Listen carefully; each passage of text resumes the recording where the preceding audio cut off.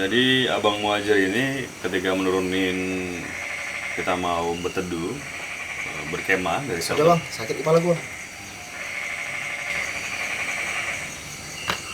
Sakit kepala gua. Udah. Sakit. Ya udah. Sakit bang. Sakit ini apa? Nggak tahu, sakit aja bang. Oh iya. Pancing bang. Nggak bisa. Jadi kita lanjutkan Udah. besok ya. Iya. Oke, ada cerita baru di Mister Melancong. Kita masuk ke subkonten cerita bagaimana nantinya akan bisa membuat seseorang bisa belajar mengenai pengalaman di dalam hidup yang percaya nggak percaya.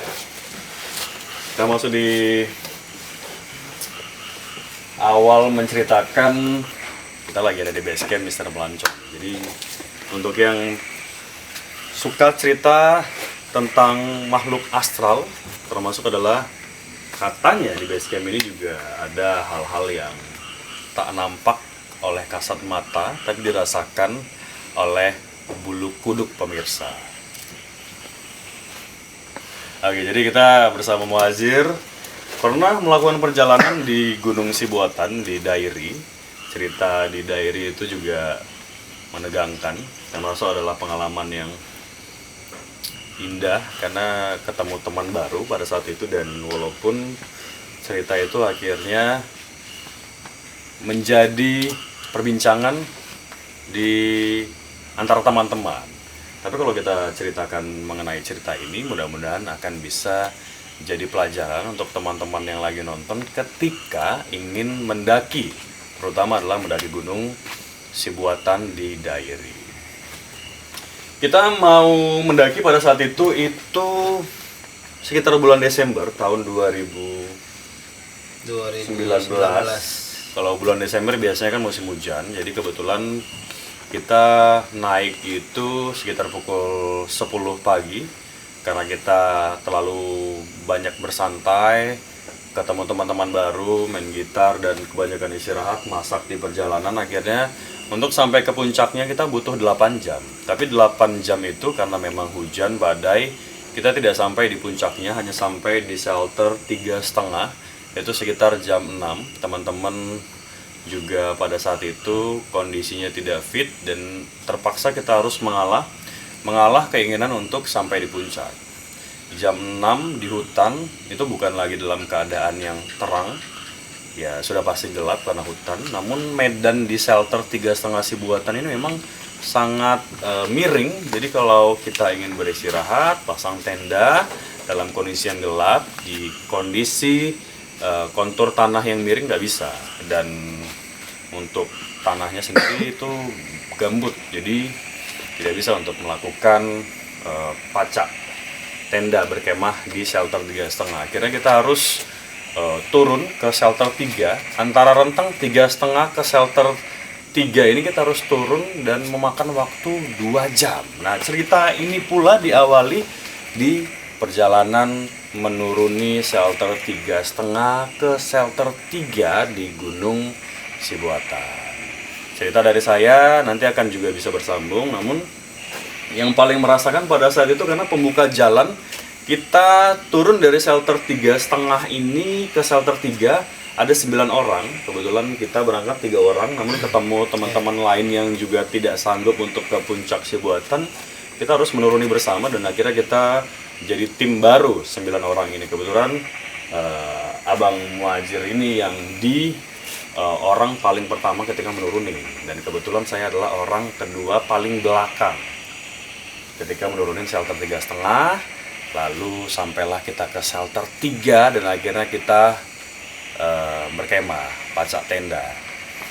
Tadi saya bilang 2 jaman ya antara shelter 3,5 ke shelter 3. Namun kenyataannya kita sampai di shelter 3 tuh sekitar jam 9. Berarti 3 jam ya? 3 jam. Wah, setengah shelter itu membutuhkan waktu yang sangat lama. Nah, ini dia yang ingin kita ceritakan ke penonton, ke teman-teman. Cerita di balik momen menuruni shelter 3,5 ke shelter 3 di Gunung Sibuatan dari jam 6 sore sampai jam 9. Gimana Bang ceritanya? Pada saat hujan di shelter 3,5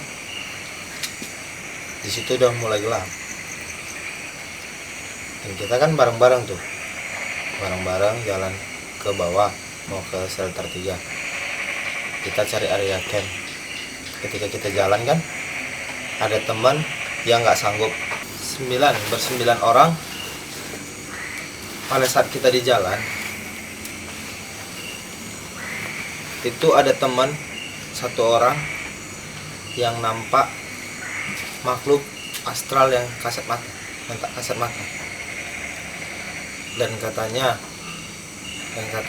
dia nampak lagi merangkak pas dia mau mengejar makhluk tadi. Dan kami pun juga nampak ada macam lubang yang gelap, itu jalan ataupun nggak tahu juga itu apa, seperti apa. Tapi karena mungkin kita masih takut salah, kita menunggu teman kan kemarin kan.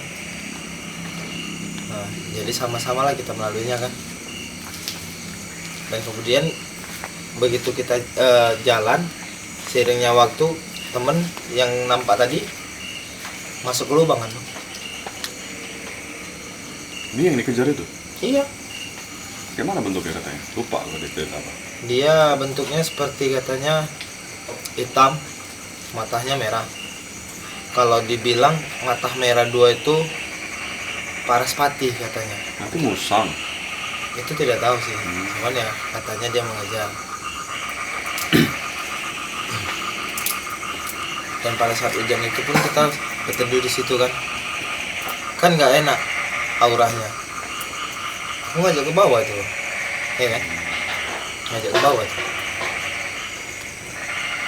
Ngajak ke bawah karena mungkin udah larut malam. Kita kan harus maksakan. Kalau kita harus ke bawah, kan ada aku bilang, kalau tetap di sini aja aku harus ke bawah. Kan benar kan? Akhirnya dia nangis ya. Padahal dia yang paling kayak preman pada saat itu ya. Ya. Tapi bertindih, rambut gondrong. Nangis ya. Nangis karena melihat kejadian yang belum pernah dilihatnya. Jadi bentuknya itu ya seperti manusia, namun agak merangkak, tangannya itu lebih panjang. Iya, hitam, berbulu ya kan? Iya, berbulu. Apa sih itu? Kalau aku tahu tuh bukan. Kalau dibilang ibarat macam kasat mata itu seperti macam mantu Paraspati. Paraspati ya? Iya. Ya gitulah ya. Ya, itulah yang dia bisa jadi bola api itu bang, mengejar. Oh, bisa berupa bola api ya? Iya, itulah yang mengejar. Kalau itu masih ada sih di PT itu. Jadi Abang Muhajir ini ketika menurunin kita mau berteduh, berkemah dari shelter. Udah bang, sakit kepala gua. Sakit kepala gua. Udah.